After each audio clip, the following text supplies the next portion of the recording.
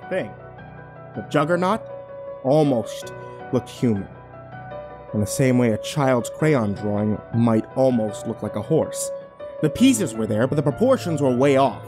It towered an easy 7 feet, even with the clear curvature of the spine that gave it a sideways hunch. The body was inhumanly wide, like an upright grizzly.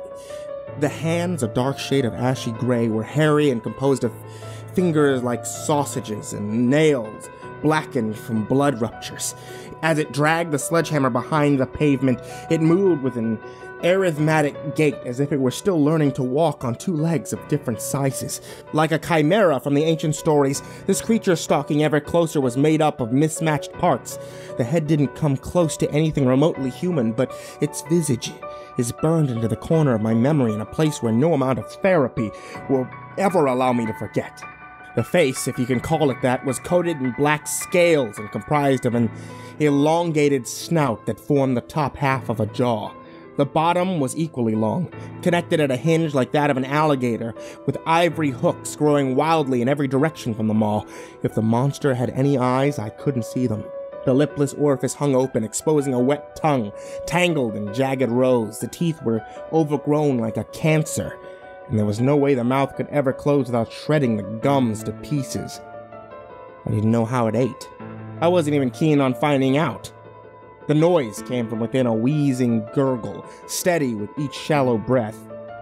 For the life of me, I couldn't figure out why, but somebody had gone through a lot of effort to dress him. On the outside, an extra-long black duster. Beneath the body was more or less contained within a long-sleeved blue jumpsuit, and on its feet were a new pair of enormous black tactical boots. There was a sort of fog about the creature, and as it came closer, I realized that the humming cloud around its face was actually a thick swarm of flies. Festering boils on its neck wriggled with maggots, and I became dizzy just trying to fathom what I was beholding. This must have been what they thought of when they first invented the word abomination. I kept my Beretta steady, waiting for the thing to charge. With the way it ran back to the bowling alley and in the cemetery, I likely wouldn't have but a split second, if that, to take it down. The gun was pointed at the widest point on its center, the chest, where I quickly noticed a cluster of bullet holes already in the jumpsuit and stained black.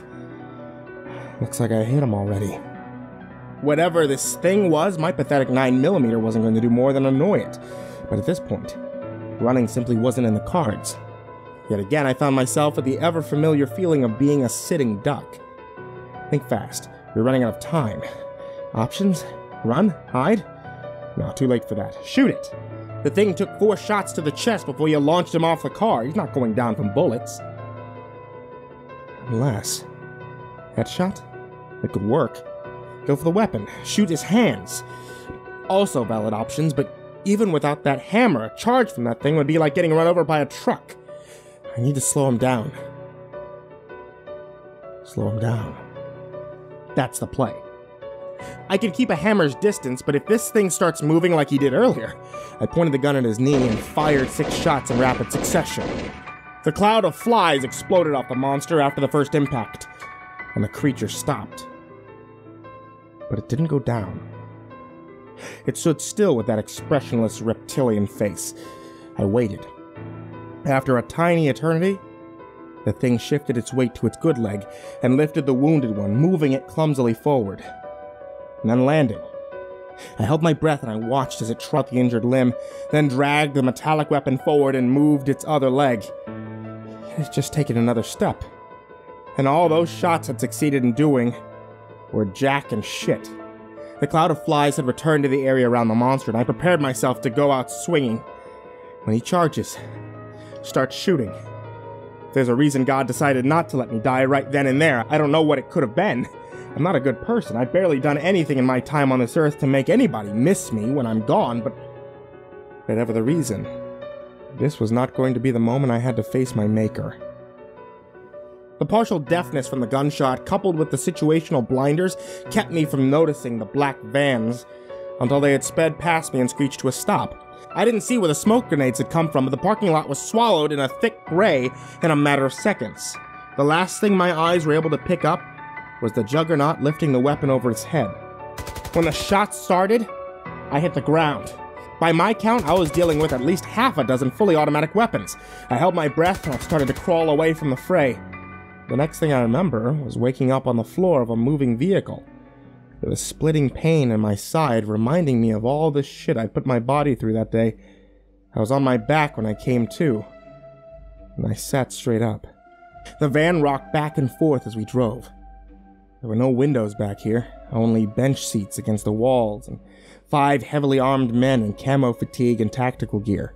In front of me was a 6th man, only he didn't have a weapon or helmet or any kind of gear. He was just dressed in a tan t-shirt and jeans. And when he saw I was awake, he smiled and said, "He's up. Good. Welcome back." Where am I? I instinctively reached for the spot on my side and found nothing but an empty holster. One of the armed men put a firm hand on my shoulder, his way of saying, "Take it easy, and no sudden moves." "Don't worry, you're safe now," said the man in jeans. "That's not what I asked." I sat back. "Who are you people?" "We've been watching you for a while, Detective. You're lucky that we showed up when we did." This is it. I'm finally getting to see the man behind the curtain. "Where's Vanessa?" I demanded. "Wow," the guy shot back. "You really have no idea what's going on, do you?" "I know enough. I know you're part of some shady organization with reach and pull. I know you're working on something big, and you're willing to kill people to keep a lid on it. And I know my niece was involved somehow." I was showing my hand, but at this point I didn't even care. They had me dead to rights, and even if I played dumb, there was no way they were going to let me off without a warning. "I also know you're responsible for what's been going on in this town. The disappearances, the phone calls from the dead, the weather. I don't know how. But I know you—" "Let me stop you right there," he interrupted. "You're embarrassing yourself, because not one part of that was correct. Yeah, there's something going on here, but we're not it.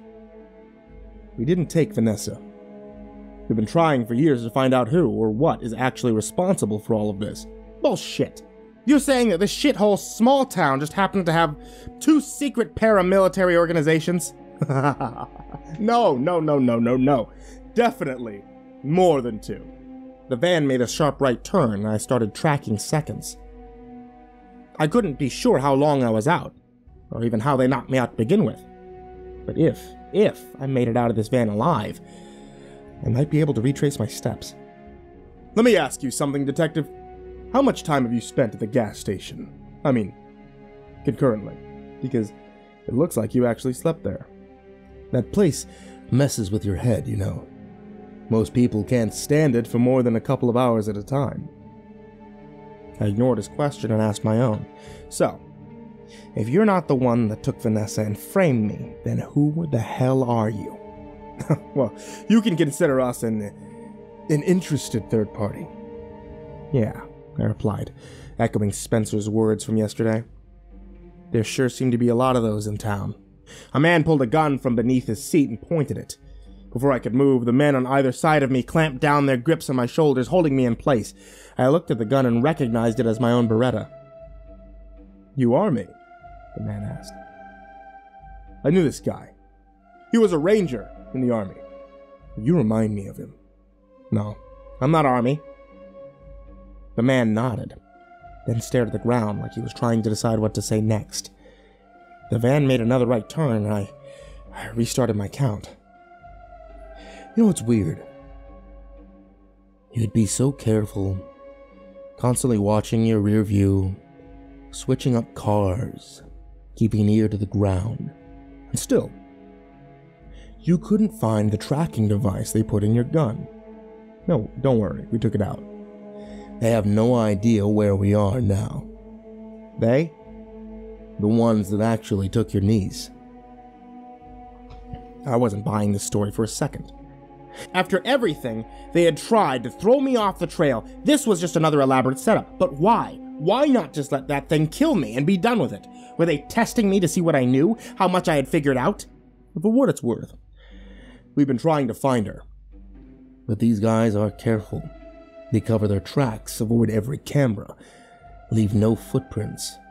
Then you come along and they get sloppy, they get frustrated, and they send a knight after a pawn.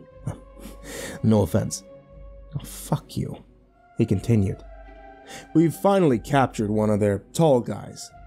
And all we had to do was piggyback off their tracking device and follow you until it decided to show. Oh, this is a big deal for us. The van turned to the right. They're driving in circles. At this point, I knew that there were two possibilities. Either this guy was telling the truth or he was lying. I couldn't decide which was worse. But regardless, one thing was clear. I needed to get out of this van if I wanted to live. Once they were done questioning me, I was just a loose end. Okay, I said, trying to buy time. You're the good guys. You want to take out that secret organization? You must know more about them than me, right? Oh, you know about Planet X. Scientists have known for years that there's another planet out there because they can see the effects. Jesus. Is every person in this town talking sermons? They don't know what it looks like or even where it is, but they know it's there. This organization we've been tracking is huge, but all we get to see are the gravitational effects.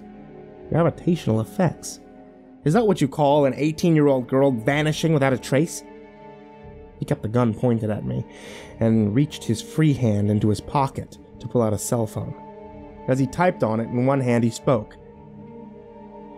They sent out one of the tall guys to grab her after she left the gas station. We tried to catch up to them. We really did. And to be frank, we thought that she was dead. Until the next day when she showed up for work like nothing had ever happened. Took us a while to realize the girl that came back wasn't really Vanessa Riggins. So you took her, right? Kidnapped the double agent for questioning? That's where the story is headed, isn't it? He pressed a button on his phone and held it out to me while a video played. I instantly recognized the aerial view of Vanessa and Jamie's neighborhood at night. The source must have been a drone. It was steady and clear. This is the night she officially went missing. The camera was wide, but I could see the house in focus. I watched as the front door opened and Vanessa walked calmly to the edge of the driveway in jeans and a yellow t-shirt. She looked down at the road at something out of frame. And I saw it. The sheriff's cruiser pulled to a stop and she got in the passenger seat and then they drove away. What in the ever-loving fuck is going on in this town? Are you familiar with the theory of pocket realities? The steady pop, pop, pop, pop from somewhere else in the distance arrested all of our attention. I instantly recognized it as automatic weapon fire, but maybe a mile or so out. I could see the moment the same realization registered in the man's face. He jumped out of his seat and grabbed the radio from somewhere in front of the van and yelled into it. Victor, come in. We hear gunfire. Is the package secure? There was no response from the other end of the radio, but the gunfire continued, and then it didn't. We all held our breaths and we waited until the man yelled at the driver, Turn around! We need to help them! I wasn't going to get a better distraction than this. I jumped out of my seat, wrapped my arm around the man's neck, and spun him around and towards the other man as a human shield. Before he knew it, I had my Beretta again, and it was pressed against his head. You're making a mistake. We weren't going to hurt you. I'll take my chances. I grabbed the handle of the van door, yanked it open, and dove out into the wet grass. I tried my best to tuck and roll, but I still ripped open my stitches and bruised both elbows before sliding down the hill towards the forest. I could hear the van screeching to a stop while I pulled myself up and ran into the thick-covered trees. Spent hours out there in the dark, doing my damnedest to keep moving, no matter what. I couldn't know if they were following me or not, but I wasn't going to take any chances. Eventually, I hit a creek bed and followed it upstream until I reached an old bridge, then I collapsed under it and slept until morning. After those few precious hours of rest, I started following the road back towards town.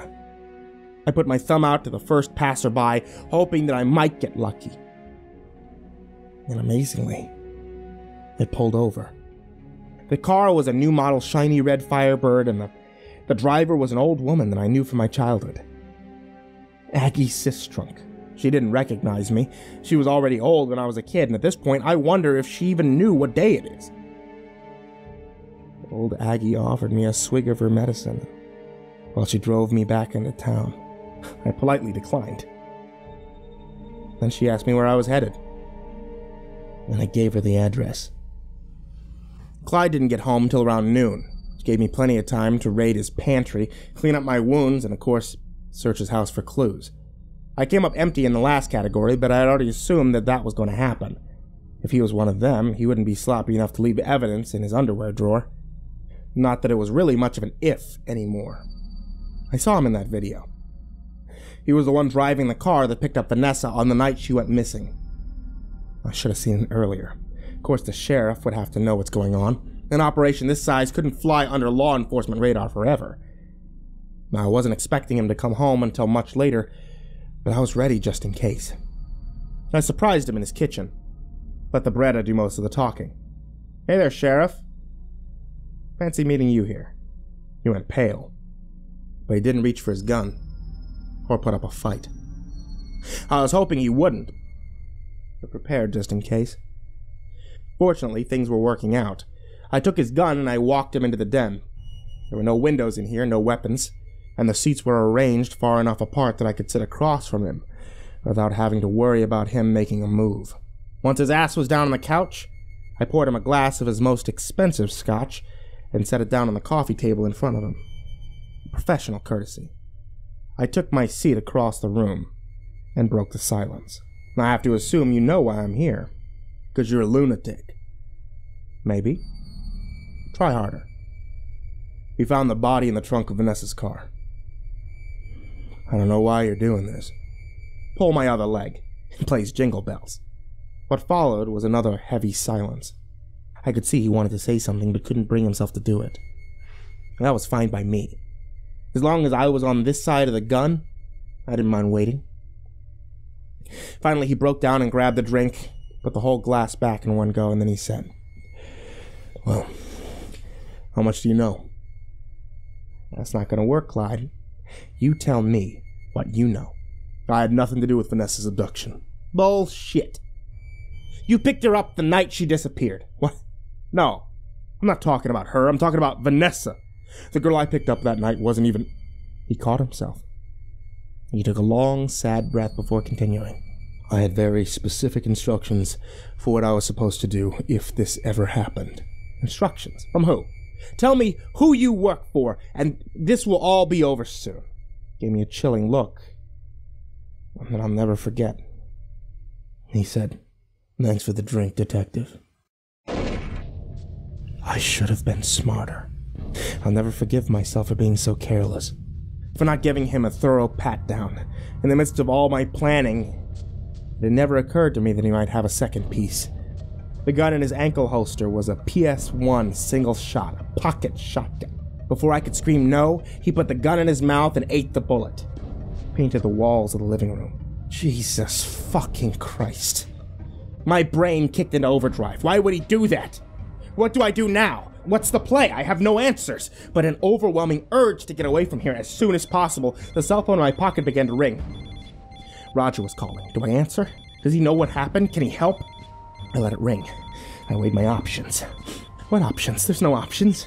You leave this house, make sure there's no DNA, no prints, get the fuck out of Dodge, or you'll go down as a cop killer. Yeah, my choices are looking pretty limited. I answered the phone. Finally! I've been starting to think that they got to you. Roger, listen to me. I'm in deep shit. Is this line secure? Detective, this might be the only line in the whole town that isn't being monitored, but I can guarantee you that this is just the two of us. Look, I need to tell you two things, okay? The sheriff is dead. I didn't kill him. There was a lull in the conversation. So long that I had to wonder if I had been disconnected. And then Roger came back in line with it. Oh, this is bad. This is real bad. Should I assume that you're with the late sheriff right now? You can assume. You need to get out of there yesterday, because the chatter on the radio is all about the shots fired at the sheriff's house. And that call came in 10 minutes ago. Fuck! I made a break for the front door, but stopped at the window when I saw the flashing lights outside. I turned and ran to the back door, pushing it open, and took off towards the fence, but before I could make it 2 steps, I was surrounded. Every deputy was working that day. Actually, all but one. And there were more guns pointed at me than I could count. I dropped to my knees. I threw up my hands and I closed my eyes, embracing for the inevitable. They tackled me hard. Someone pushed his knees against my neck, while they twisted my arms behind my back and put on the metal bracelets. A team of them dragged me out front and tossed me into the back of a squad car. And they left me there to cook for an hour. the whole time. The only thing I could think was, why am I still alive? When they finally sorted out the crime scene, I was taken to the sheriff's station. I did my best to cooperate, but that didn't stop them from slamming me into a few walls or taking turns sucker punching me in the back and kidneys. To them, I was a monster. I was lower than garbage, and they were taking me to be with the only other person as bad as me. The holding room was small, dark, windowless, only big enough for 2 cells, and those cells were just simple metal cages. They throw me into the other one closer to the door and locked the cage behind me, and then they left us alone in there, shutting the door to the holding room and bolting the lock into place. I looked at the man standing on the other side of the metal bars, the man trapped in the other cage.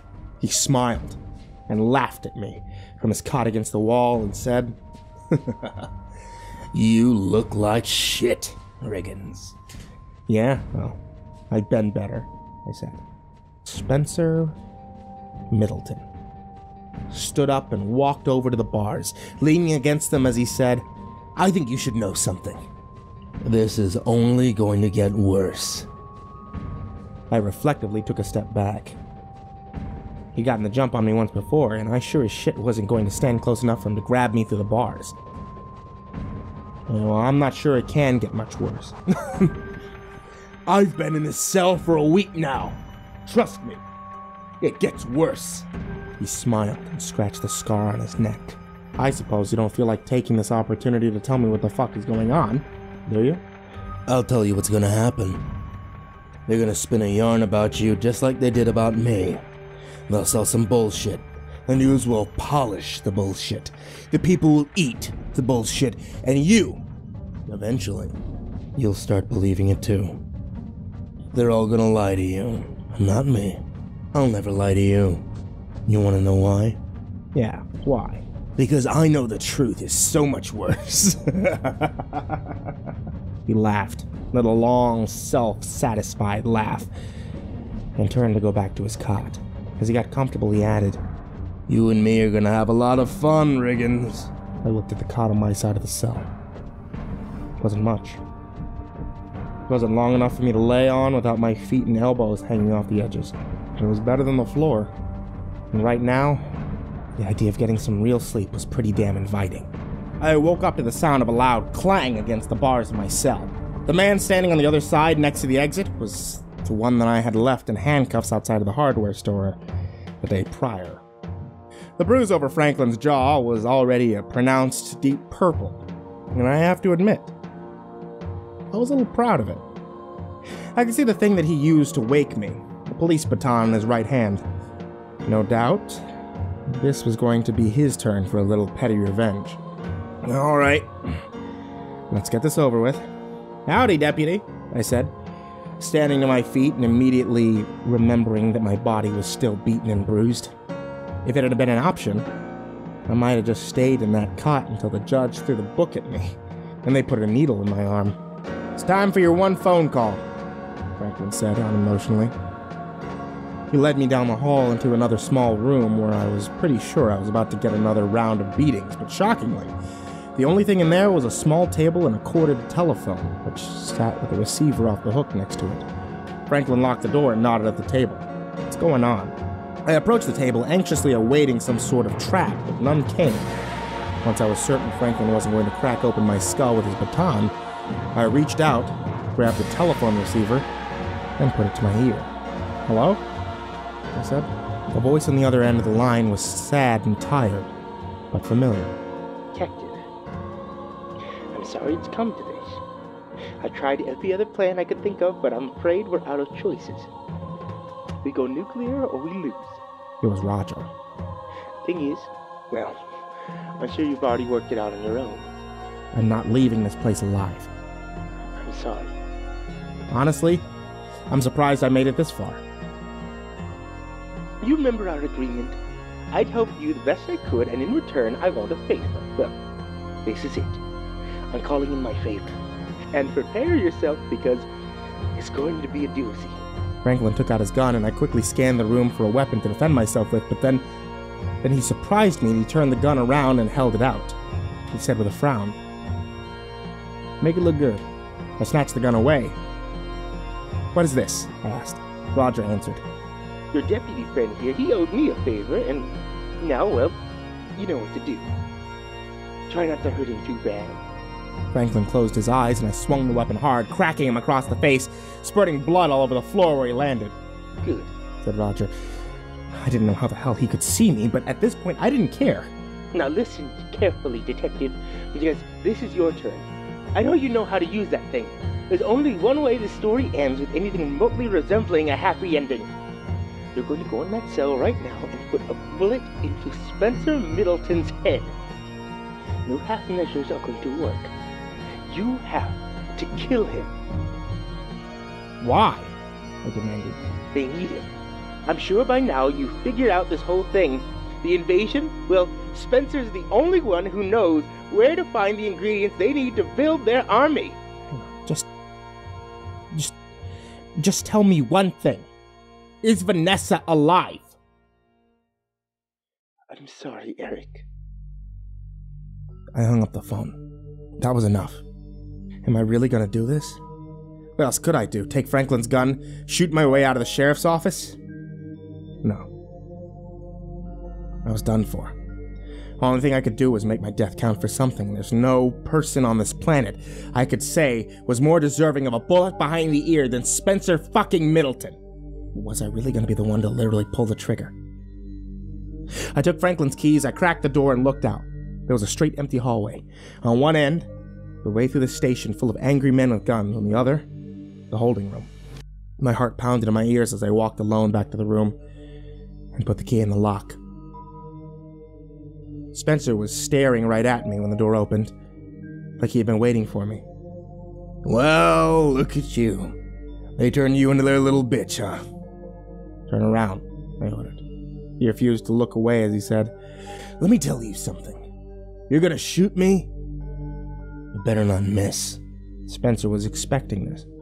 I chambered a round into Franklin's gun and I prepared myself to do what I had to do. Spencer was part of this conspiracy, and his death was gonna fuck over the ones who took Vanessa. What the fuck was that? Someone was shooting in the same building as us. I turned and looked back down the hallway. Who? Well, how about that? Spencer taunted from behind me. Looks like you might need to preserve your ammo. The gunshots continued. Dozens of them now, out there, beyond the hallways. There was a firefight. It exploded in shots and then nothing. The door at the other end of the hall came crashing off the hinges along with a large chunk of the wall. The beast was there, holding the sledgehammer, and this time it wasn't alone. Behind it were two more creatures, just as huge and terrifying, their bodies all matched, their clothes, their height, and their wretched smell. But the heads on the other two were different. One had a somewhat human face, no hair, no ears, no nose, and no lips. Its skin chalk white, its head swollen up to an unnaturally large size, its eyes red and bulging. The third one's head was barely more than a skull covered in red and pink oozing boils. One eye socket was vacant, and the other held a single bloodshot eye. Its mouth was just as red and skeletal with a smile. At their feet lay bodies of several deputies. I pointed the gun and fired. I kept pulling the trigger, but... son of a bitch. Franklin only gave me one bullet. I slammed the door to the holding room and shut and scanned the area for weapons, but of course there was nothing. Without even thinking, I got inside the empty cage and closed the door behind me and locked it. Didn't take long for them to break the second door down. The creatures stepped into the room, their heads nearly touching the ceiling as they all three piled in and walked right past me to Spencer's cell. He approached them with a big smile and said, What the hell took you so long? They all grabbed the doors to Spencer's cage and pulled. The metal bent and snapped free at the hinges, and then suddenly, Spencer Middleton was free. The creature stepped back against the wall, allowing him the space to walk past. And as he left the room, he looked back at me and said, See you around. I stood in the corner, watching the monsters as they followed him out the door. They weren't here for me. And now they had what they wanted. They were done and gone. I waited there in the cell, staring at the door until I couldn't take it anymore and ran to the toilet in the corner to throw my guts up. I had failed hard, and now it was only a matter of time before somebody found this bloodbath and pinned the whole thing on me. I still have the keys. I could make a run for it. Grab Jamie, make a break for New Orleans, find a good attorney, or even slip off the grid for a while. There's no chance for justice anymore. I'd lost the war, and now I needed to make a strategic retreat.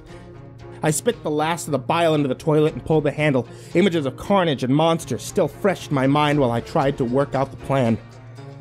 The next part was going to be rough, but I needed to get through it. Climb past the bodies. Find one with car keys, take another car. Hey, detective! I turned around to see that psychopath waiting there, alone on the other side of the bars. What? Why did he come back? My words caught in my throat, but he didn't seem to mind guiding the conversation. Looks like you ate something that must not have agreed with you, huh? Hey. Well, before I go, I wanted to ask you something. He guided his hands between the bars. When I saw what he was holding, I felt a cold shiver run down my spine. In case you were interested, my offer's still on the table. What do you say? Do you want to know where to find her? That fucker had come back with a pair of pliers.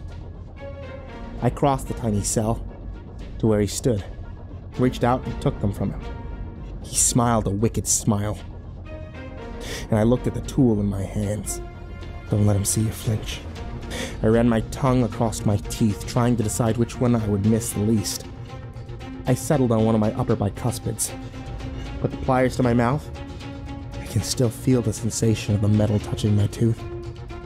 The way it shot up my nerve into a spot below my sinuses.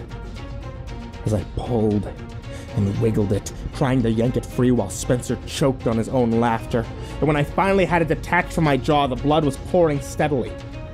I spat a mouthful onto the floor and placed my tooth in Spencer's outstretched palm. Then I ripped a piece of cloth from my sleeve and I bit down on it to stop the bleeding while Spencer inspected it like a diamond assessor.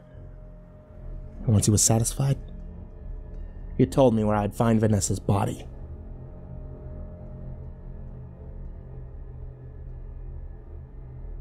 I walked into the gas station looking and feeling like shit. A quick scan of the place told me that there weren't any customers in there.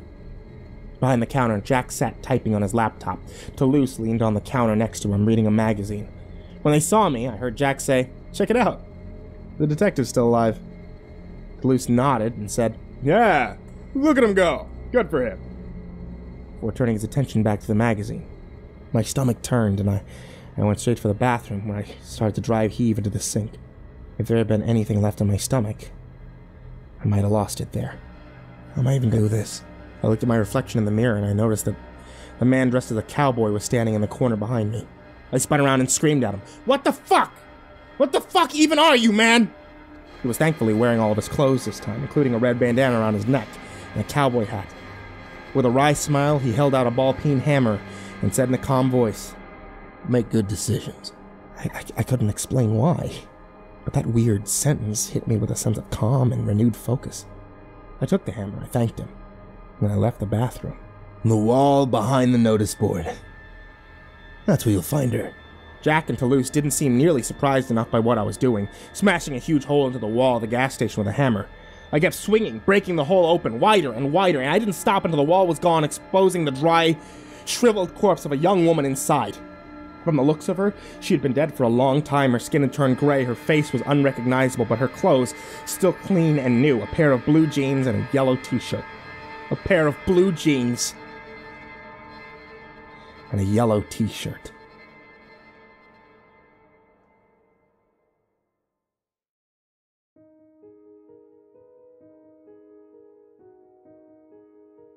O'Brien was the first one on the scene.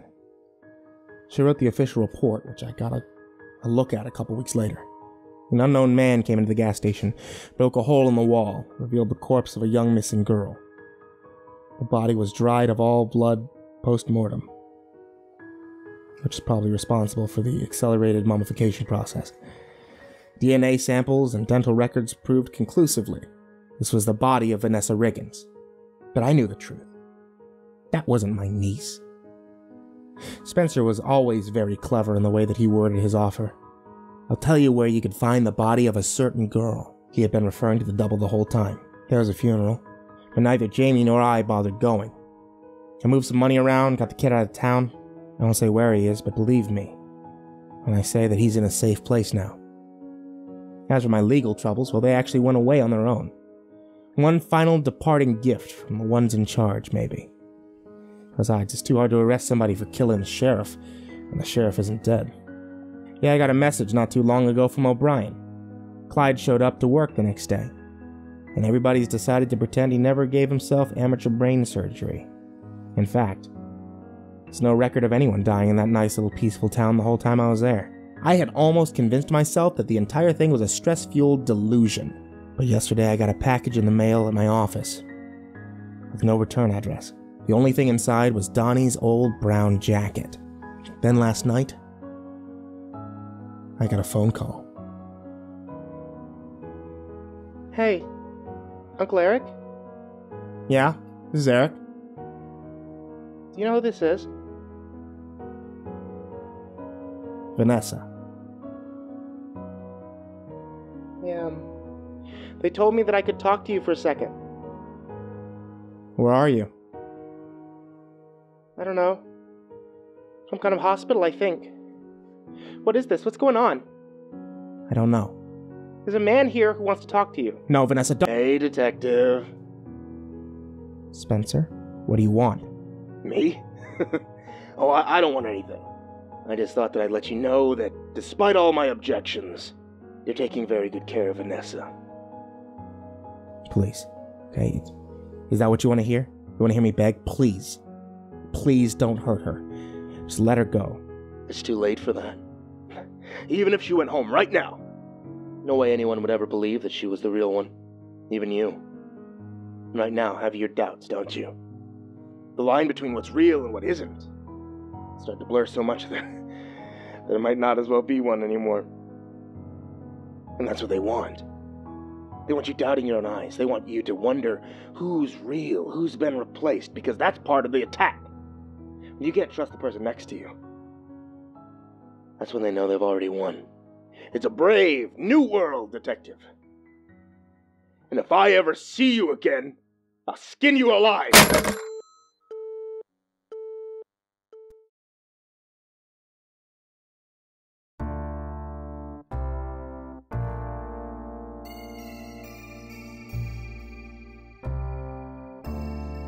I've tried tracking the number, but even my computer guys told me that it's a high-tech dead end.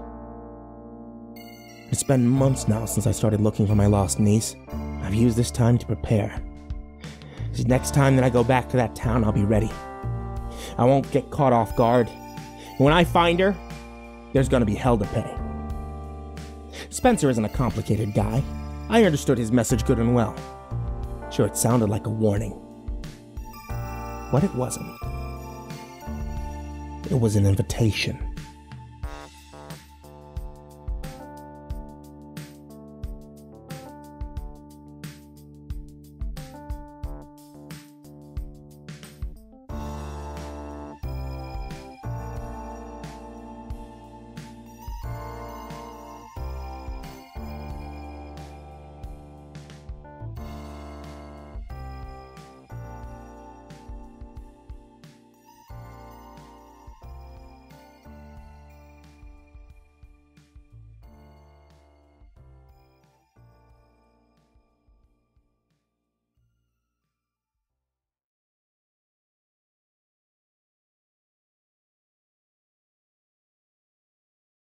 Hi there, kids, it's me, MrCreepyPasta. And I'm Vincent Vinacava. And today we're here to talk to you about the CreepyPasta comic book. You guys probably heard us talk about it before when it first went to Kickstarter. Well, now it's available for everybody and not just the backer. April 7th on Amazon. Follow the link. Supplies are limited. Very limited, in fact. But you don't want to miss out on this. And it's also going to be the start of the Spooktacular this year. So you'll be able to find out what actually happened to him, whose body was stolen by Bizarro, and me, who's still stuck in the deep web. Oh, yeah! I don't know. I just thought it was like... I just thought I'd do that. Like it was like a catchphrase. Oh, yeah! Snap her to a Slim Jim! Dig it! Ah, welcome. I take it you've come for a story. Of course you did. Why else would you have tracked down my website? After all, it takes a very special browser to even locate this dark little corner of the internet. But you already knew that. So, if it's a story you want, it's a story you shall receive.